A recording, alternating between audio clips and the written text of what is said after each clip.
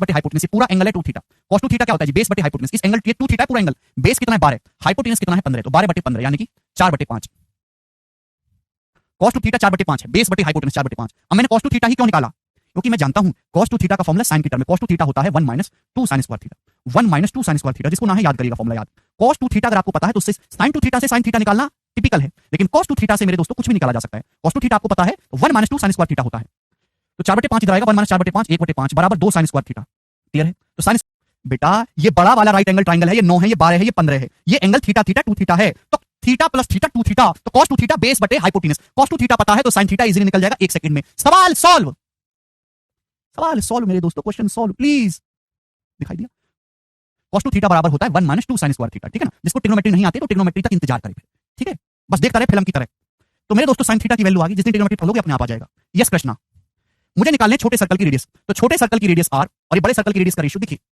मैंने आपको क्या फंडा बताया, मैंने आपको कांसेप्ट ये बताया है, बड़े सर्कल से छोटे सर्कल की रेडियस का ratio 1 plus sin theta plus r है अपॉन 1 माइनस sin थीटा। अगर उल्टा करके लिखूंगा उल्टा करके तो ये भी उल्टा हो जाएगा, ठीक है ना? अभी छोटे सर्कल से बड़े सर्कल की रेडियस का रेशियो स्मॉल r बटे 3 बराबर 1 minus sin theta upon 1 plus sin theta.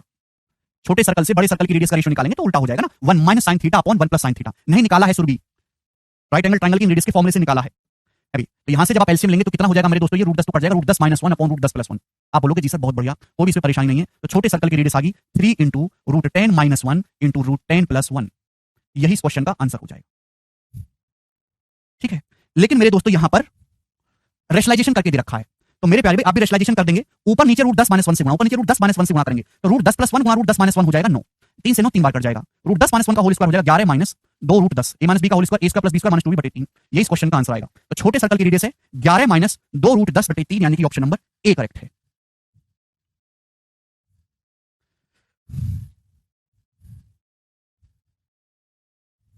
ठीक है जी? अगर आप ऐसा नहीं करते तो डायरेक्ट भी sin थीटा निकाल सकते हो, वो भी मैं आपको बता दे रहा हूं। थोड़ा सा दिमाग लगाना होगा। आप मेरे स्टूडेंट जानते हैं कि जब भी राइट एंगल ट्रायंगल बनाएंगे तो कोने में स्क्वायर बनता है, कोने में स्क्वायर। अगर ये 3 है, ये भी 3 है, ये भी 3 है, तो ये लेंथ भी 3 होगी, 3। आप बोलोगे जी सर ये पूरी साइड है 12, ये पूरी साइड कितनी है 12, तो दोस्तों ये कितना बचा 9। ये पूरी साइड है दोस्तों 12, तो स्टूडेंट्स ये कितना बचा? तो आपका जवाब होगा सर ये बचा यहाँ पर 9, 9। ठीक है? आप बोलोगे जी सर बिल्कुल सही। अगर आप ध्यान से देखेंगे थीटा, ये आपको थीटा निकालना है, थीटा राइट एंगल दिखाई दे रहा है, राइट एंगल। इस एंगल थीटा के लिए 3 परपेंडिकुलर है, 9 बेस है, तो tan थीटा आ जाएगा मेरे दोस्तों परपेंडिकुलर बटा बेस 3 बटे 9 1/3। tan थीटा 1/3 है तो sin थीटा कितना आ जाएगा? 1 बटा रूट 10, ठीक है ना? tan थीटा होता है परपेंडिकुलर बटे बेस, हाइपोटेनस क्या आ जाएगा? रूट 10 आ जाएगा, 1 बटे रूट। ऐसे भी कर सकते हैं। सर 3 कहां से आया बेटा?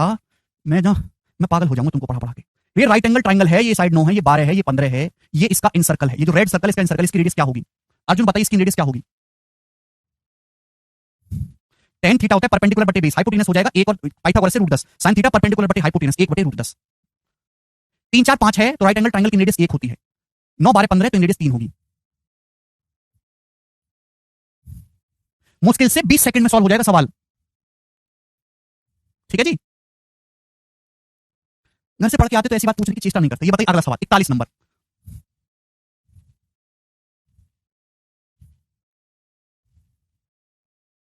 अगला सवाल नेक्स्ट। इस सवाल सभी इसी कंसेप्ट में मिलते जुलते। ये सवाल 2017 के मेंस में आया, कोई भी नई चीज नहीं है। एज इट इज 2017 के मेंस का पूछा हुआ सवाल है, जवाब दीजिएगा। ये सभी यानी सभी मेंस के सवाल है, प्री में नहीं आएंगे। ये प्री वाले तो हो चुके ना।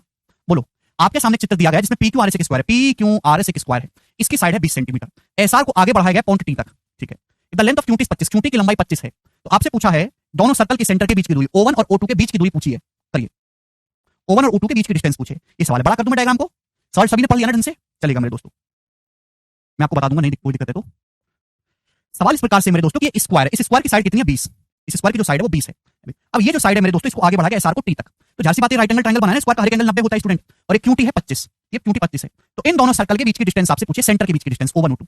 प्यारे भाई ये क्या है? ये इस स्क्वायर का इन सर्कल है, ये इस स्क्वायर का इन सर्कल है। ये क्या है? ये राइट एंगल ट्रायंगल बना, ये राइट एंगल ट्रायंगल का इन सर्कल है। इनके सेंटर के बीच की दूरी बतानी है, ठीक है भाई? तो आप पहले इन दोनों सर्कल की रेडियस बताओ। सबसे पहले आप मुझे बताइए स्टूडेंट कि इस सर्कल की रेडियस क्या होगी? स्क्वायर स्क्वायर की जो चारों साइड बराबर होती है 20 20 20 20। तो मेरे दोस्तों इस सर्कल का ये डायमीटर भी 20 होगा भाई। ये क्या है? ये जो लेंथ है मेरे दोस्तों ये इस सर्कल का डायमीटर है, लेकिन ये स्क्वायर की साइड की तो बराबर है, ये 20 है तो भाई ये भी 20 हो जाएगा। तो इसका मतलब इसका डायमीटर 20 है, तो इस सर्कल की जो रेडियस है मेरे दोस्तों कितनी है? 10 सेंटीमीटर। 10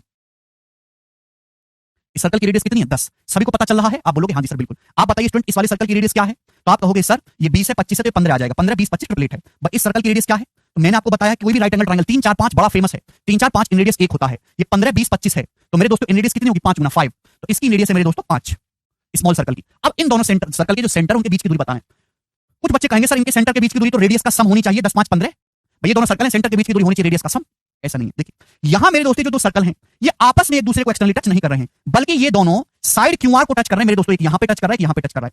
देखिए अगर दो सर्कल एक दूसरे को एक्सटर्नली टच करते हैं तो उनके सेंटर के बीच की दूरी हो जाती है रेडियस का सम। क्या यहां पर ऐसा है? नहीं, यहां ये दोनों सर्कल सेम साइड को टच कर रहे हैं लेकिन अलग अलग पॉइंट पे। यहां टच कर रहा है मेरे दोस्तों और ये यहां टच कर रहा है, ये अलग केस है मेरे प्यारे, ये वो नहीं है। ठीक है, चलिएगा मेरे दोस्तों, बात सही है? आप बोलोगे जी सर बिल्कुल सही।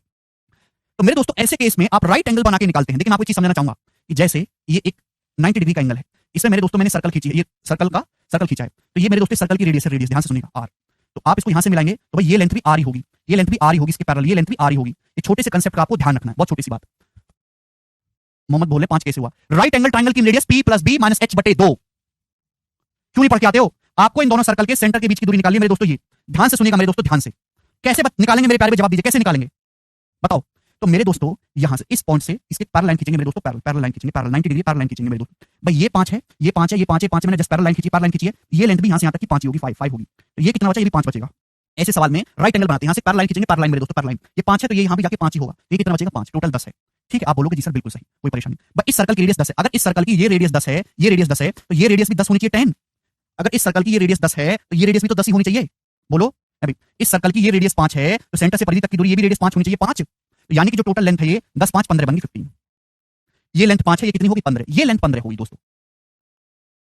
ठीक है, 1 सेकंड लगेगा केवल इसमें। आपको जो निकालना है वो O1 O2 निकालना है। कैसे निकलेगा? पाइथागोरस से मेरे दोस्तों। क्या लगा देंगे? पाइथागोरस। पाइथागोरस भी दिमाग में लगाएंगे। ये 5 का 1 गुना है, ये 5 का 3 गुना है। 15 क्या होता है? 15 होता है मेरे दोस्तों 5 का 3 गुना। ये 5 का 1 गुना है, ये 5 का 3 गुना है।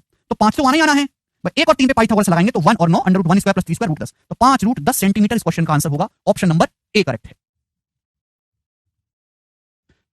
ठीक है, चलिए बहुत अच्छा सवाल था, सभी को समझ में आया होगा। रिपीट करके देखिएगा, आपको समझ लोगे। आगे चलेंगे मेरे दोस्तों। यहां पर ये सवाल था आपके सामने 42 नंबर, ये करो। ठीक है, आज इतना ही छोड़ते हैं मेरे दोस्तों, आपके लिए ओवरडोज हो गया आज। है भाई, मजा आया ना? आज इतना ही छोड़ते हैं दोस्त, बाकी कल करेंगे अब हम। बाय। चल, कैसा महसूस कर रहे हो जी आप, बताओ। चलिए, आज की क्लास बहुत शानदार होने वाली है। कल मैंने आपको बहुत सारे कंसेप्ट समझाए थे, हमें कंसेप्ट की बाढ़ है, तो आज भी मैं आपको बहुत सारे कंसेप्ट समझाऊंगा। इस सेंटर में कंसेप्ट इतने सारे हैं, ठीक है ना? चलेगा, आसान सा टॉपिक है, चलेगा। आपके पास दोस्तों ये एबीसी इक्विलेटरल ट्रायंगल है। दोस्तों ये एबीसी इक्विलेटरल ट्रायंगल है, इसके अंदर ये सर्कल खींचा गया। तो ये क्या है? ये जो है इक्विलेटरल ट्रायंगल का इन सर्कल है। ये जो है इक्विलेटरल ट्रायंगल का इन सर्कल है मेरे दोस्तों, इन सर्कल। आप बोलोगे जी सर। अब मेरे प्यारे, इस बड़े सर्कल का एरिया दे रखा है 1422। इस बड़े सर्कल का एरिया आपको 1422 सेंटीमीटर स्क्वायर आपको दिया हुआ है। तो मेरे दोस्तों यहाँ पे ये एक और सर्कल बनाया गया। सर्कल कैसा है?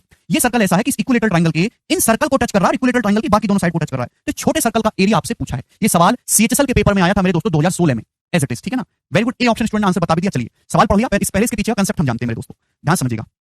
बट अगर मैं आपके सामने इक्विलेटरल ट्रायंगल बनाता हूं इस तरीके से, दोस्त मैंने आपके सामने इक्विलेटरल ट्रायंगल बनाया, आप बोलोगे हां जी सर आपने बहुत अच्छा ट्रायंगल बनाया है अभी। और ये मेरे दोस्तों इस ट्रायंगल का क्या है? ये इक्विलेटरल ट्रायंगल का इन सर्कल है। इक्विलेटरल ट्रायंगल की खास बात क्या होती है? इक्विलेटरल ट्रायंगल की मेरे दोस्तों खास बात ये होती है कि इसके तीनों एंगल मेरे दोस्तों 60-60 डिग्री के होते हैं, तीनों साइड बराबर होती है, तीनों एंगल 60-60 डिग्री के होते हैं। आप बोलोगे जी सर, तो ये इक्विलेटरल ट्रायंगल का इन सर्कल है। बट इसकी रेडियस कितनी होगी? a/2√3। a/2√3। अगर इक्विलेटरल ट्रायंगल की साइड है तो उसके इन सर्कल की रेडियस a/2√3। अब मेरा सवाल ये है कि अगर यहां एक और सर्कल डाल दिया जाए इस प्रकार से, तो सर्कल की रेडियस कैसे निकालेंगे मेरे दोस्तों? ध्यान से सुनिएगा, सर्कल की रेडियस कैसे निकालेंगे? ठीक है भाई, आप बोलोगे जी सर। तो मेरे दोस्तों there is a direct relation, या छोटे सर्कल और बड़े सर्कल की रेडियस का रेशियो जो होगा मेरे दोस्तों, अभी बड़े सर्कल और छोटे सर्कल की जो रेडियस का रेशियो है वो 3:1 होगा। अभी समझाता हूं कैसे, पेशेंस रखिएगा मेरे दोस्तों। भाई ये इस सर्कल का सेंटर है, ये सर्कल का सेंटर है, दोनों सर्कल एक दूसरे को यहां टच कर रहे हैं, और ये है मेरे दोस्तों एंगल। इस एंगल ए के अंदर ये सर्कल घुसाए गए हैं मेरे दोस्तों। ये दोनों सर्कल का सेंटर एक टचिंग पॉइंट है, एक स्ट्रेट लाइन में होना चाहिए, सीधी रेखा में होना चाहिए। आप बोलोगे हां जी सर बिल्कुल सही, एक सीधी रेखा होनी चाहिए, यहां तक कोई दिक्कत नहीं है। जैसा मेरे दोस्तों इधर है डिट्टो बिल्कुल वैसा ही इधर है। आप बोलोगे जी सर मेरे प्यारे भाई, अगर इक्विलेटरल ट्रायंगल है तो मतलब ये जो एंगल होगा 60 डिग्री का होगा, तो बाइसेक्ट हो जाएगा आधा 30 डिग्री का, 30 डिग्री का। मैं आपसे कहता हूं मेरे दोस्तों कि छोटे सर्कल की रेडियस स्मॉल आर है, मैं आपसे कहता हूं कि इस बड़े सर्कल की जो रेडियस है वो कैपिटल आर है। तो आप मुझे बताइए कैपिटल आर बटे स्मॉल आर कितना आएगा? तो आपका जवाब होगा सर जी कैपिटल आर बटे स्मॉल आर कितना आएगा? तो आप कहोगे 1 + sin theta, sin 31/2 upon 1 - sin theta, theta कितना 31/2, तो 3/2 अपॉन 1/2 यानी कि 3/1। तो क्या रिलेशन आ गया? यानी कि बड़े सर्कल और छोटे सर्कल की रेडियस का जो रेशियो है मेरे दोस्तों वो 3:1 आ गया, 3:1। क्लियर है? सभी को ये बात समझ में आ गई? तो जब भी आपके सामने इक्विलेटरल ट्रायंगल का ये सवाल दिखाई देगा तो आप इस कांसेप्ट को अपने मन में बिठा दीजिए कि अगर इस सर्कल की रेडियस 3 है तो इस सर्कल की जो रेडियस है मेरे दोस्तों 1 यूनिट होती है, 1 यूनिट यानी कि 1/3 होती है। कितनी होती है? 1/3 होती है। बात समझ में आई? आप बोलोगे जी सर, यानी कि छोटे सर्कल और बड़े सर्कल की जो रेडियस का रेशियो होगा वो 1:3 होगा। इसका मतलब छोटे सर्कल और बड़े सर्कल के एरिया का रेशियो कितना होगा? भाई सर्कल का जो एरिया होता है वो होता है πr²। पाई तो एक कांस्टेंट है, यानी कि एरिया किस पे डिपेंड करता है? रेडियस के स्क्वायर पे डिपेंड करता है। तो 1/3 का स्क्वायर यानी कि 1/9। तो छोटे सर्कल और बड़े सर्कल के एरिया का जो रेशियो होगा मेरे दोस्तों वो 1:9 होगा। ये कांसेप्ट सभी को समझ में आ गया?